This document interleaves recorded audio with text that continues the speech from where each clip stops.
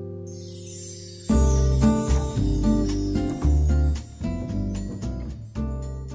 ago when I moved here to Bathurst, New Brunswick, I hadn't even heard of sea glass. And when I discovered what a rare treat it was to find a piece of sea glass, I became addicted. But I also developed another hobby along the way, and that's bottle collecting.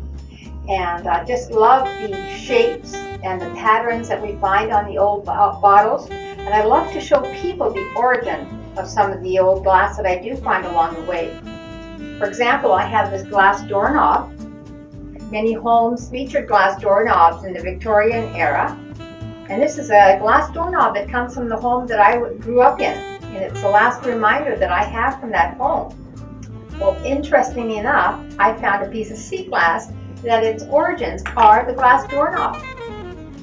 I also have in my collection a piece of sea glass that never broke.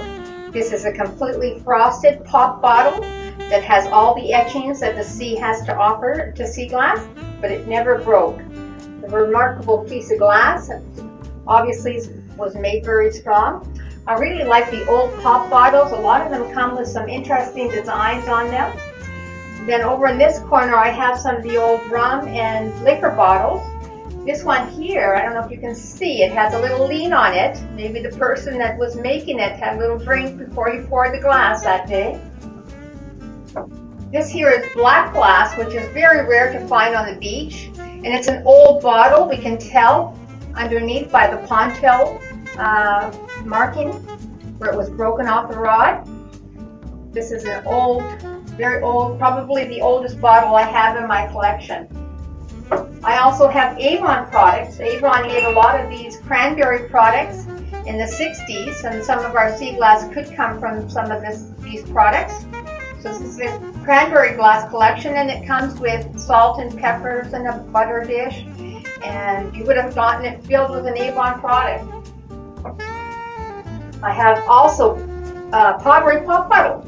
Before pop was put into glass, it was put into pottery, which is interesting. I had to pay quite a bit of money for this. I didn't really like to pay that much for it, but it was worth adding it to my collection. Down here in the corner, I have another piece of pottery, and that's an old foot warmer. They would have used that to warm their feet on their way to church in the old wagons, and even brought it into church with them to keep their feet warm at church.